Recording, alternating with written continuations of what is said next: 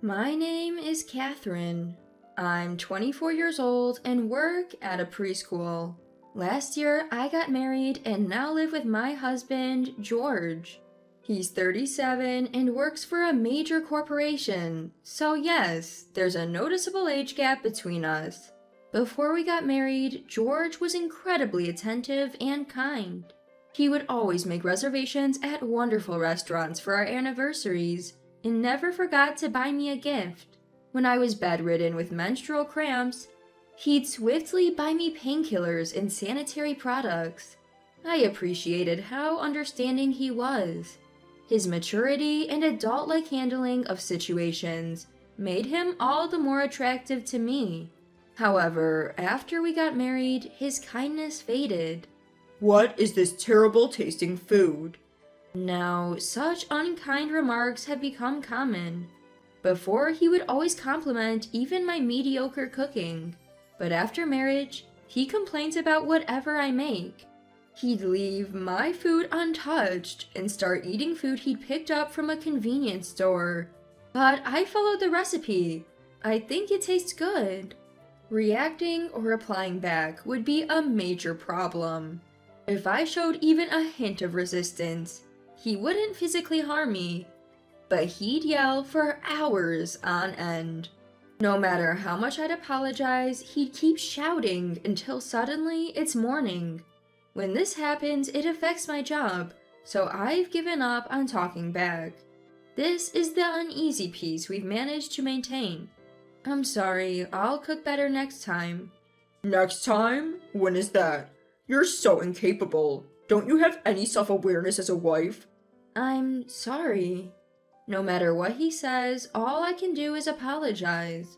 I believe this is what you would call harassment. People often say you should see the true nature of your partner before marriage, but I failed at that. He used to be so kind. It was too hard to see this coming. His words hurt me daily, but I couldn't entirely give up, hoping he'd return to the way he was before. I couldn't get away from my husband because of these struggles. Then, as if to add insult to injury, I got news from my mom.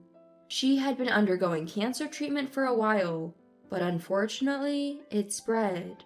It seems there wasn't much more they could do. The doctors gave her a year to live. I was blindsided and devastated. My parents' home is only about an hour drive from where my husband and I live, so I decided to visit my mom as much as possible. My husband didn't seem too happy about it. Every time I'd mention going to see my mom, he'd complain. You're neglecting our home to see your mother. What are you thinking? Mom's only got a year left, you know. I want to spend as much time with her as possible, so I don't have regrets. You think you're being a good daughter? You barely earn anything and can't even do the basics right. That's a bit harsh, don't you think? What's that? Got a problem? We live in this nice house because I'm the one earning the money. We lived in a house bought under my husband's name. Yes, he earned more than I did, but we couldn't buy the house outright, so we took out a mortgage. Before we got married, I offered to help with the mortgage payments. Back then, he sweetly insisted he'd handle it. Look at where that got us now. I might earn less, but I can help with the mortgage too. This house is under my name. It's my house. I knew arguing was pointless, so as usual, I just said, I'm sorry. When I apologize, he looks pleased, which I think is the safest way to handle things. After hearing about my mother's condition, I began visiting her more frequently. To not upset my husband further, I made sure to finish all the housework before heading to my parents. Sure, he'd complain, but I'd never talk back. I'd just keep apologizing. I didn't want to risk being banned from seeing my mom. Even after a tiring day, hearing my mother's voice would lift my spirits. Thank you for always coming over. It's nothing. I want to see you. Oh, what if we go on a trip, Mom? I want us to make memories. Oh, that sounds lovely. I agree too. We'll find somewhere close so it won't be too much for Mom. How about we go on your upcoming birthday, Mom? That sounds perfect. I'm all for it. I'm so happy. It'll be the best birthday. Seeing my mother's joyous smile, I felt happiness swell within me too. Her birthday was in 2 months. I decided to start planning for it. On my way home, a particular worry weighed on my mind. How to tell my husband about this trip. Every time I'd go out with friends, I had to report back to him. He would even send multiple emails during my outings, demanding I show him photos of what I was up to. If I ignored him, it led to problems when I got home, so I reluctantly complied. My friends noticed my desperation to take pictures and felt something was off. Isn't that harassment? Harassment? Yeah, being verbally abused, being overly controlled, just like what you're going through. It was then that I realized I was indeed being harassed by my husband. Although knowing didn't change the situation, I read online that it's essential to keep evidence. Since then, I've kept his excessive emails, recordings of his abusive words, and even a diary. I have to report every plan with friends to him. But this time, it's a family trip. Surely he wouldn't control that too. Besides, I've told him about my mother's declining health, so he should understand. You visited your mother again. Don't you ever get tired of that? Today, we talked about going on a trip for Mom's birthday. It might be the last one, so we're planning to go. When I told him this, his face immediately soured. A trip? I didn't hear about this. We discussed it with the family today. I never gave permission for that. It's for Mom. She's looking forward to it. I want to make memories with the family. My husband, clearly irritated, listened to my reasoning. But then a nasty grin crept onto his face. So, when is this trip? Just 2 months from today. I've mostly decided on the hotel. I just need to make the reservations. Wow, in 2 months? Then I guess we can't go. Why not? With a mischievous grin, my husband started fiddling with his cell phone. A few minutes later, he showed me the screen of his phone, leaving me bewildered. Look, this is an email from my sister. She's getting married on that day. I've already replied that we'd attend. We can't back out now. A wedding? I don't remember hearing about that. I told you before. You just weren't listening. Anyway, no trip. We're going to my sister's wedding. If you don't like it, let's get divorced. You can't be serious. I had no idea a wedding invitation had arrived. My husband never checks the mail. I always sorted the mail, yet I hadn't noticed that invitation. It's hard to believe I would overlook that. It felt odd that my husband would reply to the invitation himself without consulting me. Seeing my disappointment, my husband looked quite pleased. Growing suspicious of him, I decided to secretly check with my mother-in-law, Mary. Hello, is this Mary? There's something I'd like to confirm. Catherine, what's up? I inquired about the sister-in-law who lives with my in-laws. While my husband is quite the character, this sister-in-law, Elizabeth, is also quite eccentric. She turned 40 this year, a divorced woman, and her divorce story was quite tragic. Elizabeth had a child with her ex-husband, but Elizabeth never really cared for the child. Even though she was a housewife, she did neither household chores nor child rearing, simply lazing around all day. There were times when her ex-husband would come home to find their child crying from hunger. And when the child was just 2 years old, Elizabeth did something unimaginable. During this time, sister-in-law was having an affair with a shady guy from the neighborhood. Unbelievably, she would meet her lover while her child was napping. One day, the child woke up from his nap, realized his mother wasn't there, and cried uncontrollably. The child's cries went on for so long that a neighbor noticed and reported it to the police. That's when they discovered the child had been left alone and about the affair. The husband was furious, immediately sought a divorce. While sister-in-law was obsessed with her lover and splurging the husband's money on him, he dumped her unceremoniously. She wasn't good at parenting, and even her own child disliked her, so she had no chance of getting custody. All that was left for sister-in-law were payments for the compensation to her ex-husband and child support. She returned to her in-laws' home. Soon after, she became reclusive, and that continues to this day. So, it was surprising to think that sister-in-law, who barely goes outside, would get remarried. Is it true Elizabeth is getting married? To my question, mother-in-law looked shocked. What? I never heard that. She doesn't even bathe or go out. And she hasn't even finished paying the compensation. It's impossible for her to remarry. Just as I thought, my suspicion was right. The story of sister-in-law's wedding was a lie concocted by my husband. My husband told me about Elizabeth's wedding. Also, my mom only has a year to live. I wanted to take her on a trip, but he told me not to because it was Elizabeth's wedding day. There's no wedding. I wonder what he's thinking. He even said he'd divorce me if I prioritized the trip over Elizabeth's wedding. Oh, I'm sorry for my foolish son. Please ignore his absurd comments and enjoy your trip with your mother. She'll be delighted. Thank you, I will. I felt relieved knowing mother-in-law is rational, unlike my husband. But at the same time, anger surged within me against my lying husband. Perhaps he just wanted to prevent me from traveling with my mother. After enduring so much harassment, I felt stupid for always complying. I decided to confront my husband. There's something I need to discuss. That night, I talked to my husband again about the trip. What? I've decided to go on the trip with Mom. I told you it's my sister's wedding day. Are you trying to embarrass me? It's a nice invitation, but my own mother is more important to me. So I can't attend on that day. Enough of this. Let's divorce. Leave my house right now. My husband suddenly began to shout, his face distorted in rage.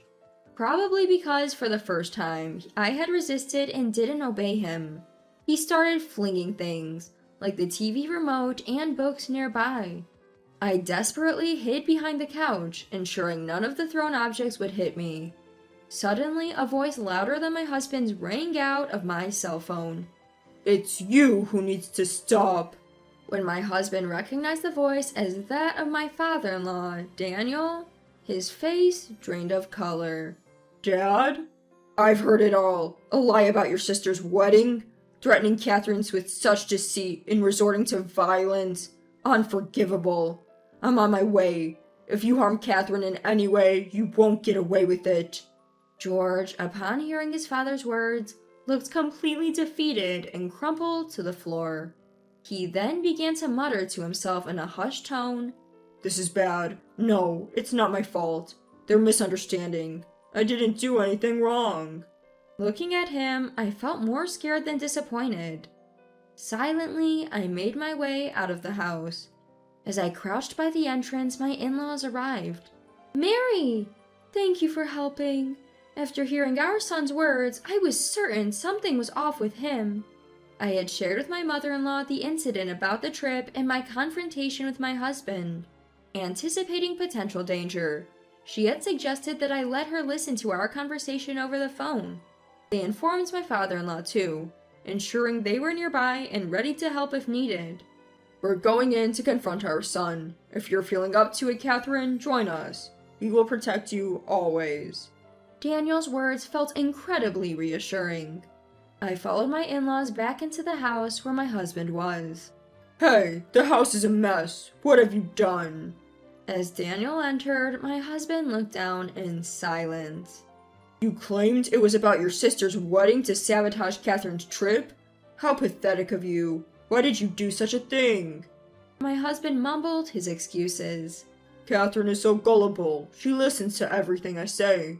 I'm the one supporting her, yet she dared to stand up to me. Daniel sighed, clearly exasperated. Catherine, is my son supporting you financially? No, I work too, and we split the living expenses. I don't pay the mortgage as he insists on taking care of it, but it's not that I can't afford to. My husband glared at me. You earn less than me. Don't get cocky. Yes, that's true, but it's not by much, right? It's not like you're earning that much more than me. Shut up. You always talk too much. Just listen to me. He shouted and raged at me. But when father-in-law spoke, he instantly lowered his gaze and became silent. Don't you feel ashamed? Catherine has been trying so hard to make this marriage work, even with you like this. Catherine, he mentioned divorce earlier. You can really go through with it if you want. Honestly, I had been waiting for someone to say that. In fact, when I decided to bring up the vacation, I anticipated he'd talk about divorce, so I had the divorce papers with me. Yes, after this incident, I've realized I can't be with him anymore. I want a divorce now, but first, I showed him the record of everything he had done to me up till now. All the things you've done to me, it's been unbearable. I'll consult a lawyer and then proceed with the divorce. Make sure to set aside compensation money, so I don't end up like Elizabeth. The diary entries I kept, the relentless emails, the recording from earlier. Knowing the evidence I had, my husband's face turned pale. He probably realized he stood no chance. Also, you've requested a transfer to the countryside starting tomorrow. It's the toughest job among all the branches. Work hard there and fix that twisted attitude of yours. He seemed utterly defeated. He had used his father-in-law's connections to land his job at the company, and with father-in-law holding a higher position, he couldn't refuse. Moreover, because of the transfer, he'd have to give up our house, his pride and joy. He had lost everything in an instant and could only hang his head in defeat. I packed my things that same day and decided to temporarily stay at my in-laws' place. If I suddenly took my belongings and went home, my mother would find out about the divorce. I never wanted her to worry at the last minute, so I never told her about the divorce. Then came my mom's birthday. For this special occasion, we went to the Grand Canyon, a place brimming with nature, to help her rejuvenate. Turns out she visited this place when she was pregnant with me. I remember this place. When I was pregnant with Catherine, every time I dip into a jacuzzi, she'd give me a little tap from inside, like a gentle knock. Seeing my mom reminisce with such joy made me emotional. Look at how you've grown. Thank you for coming into our lives, Catherine. Being able to travel with my mom safely today meant the world to me. We had such a blissful time, just the three of us. Fast forward a year, and it's almost miraculous. My mother is still vibrant and alive. Apparently, the trip had been such a blast for her that she's been brimming with enthusiasm for more. Whether it's because of that or not, her health improved and she became more active than before. Now, once a month, she and my dad go on trips together. She says it's the highlight of her life. With my mom back to her lively self, my dad too seemed more vibrant. I'm truly grateful I took her on that trip. I ended up receiving a substantial settlement from my ex-husband and started living on my own.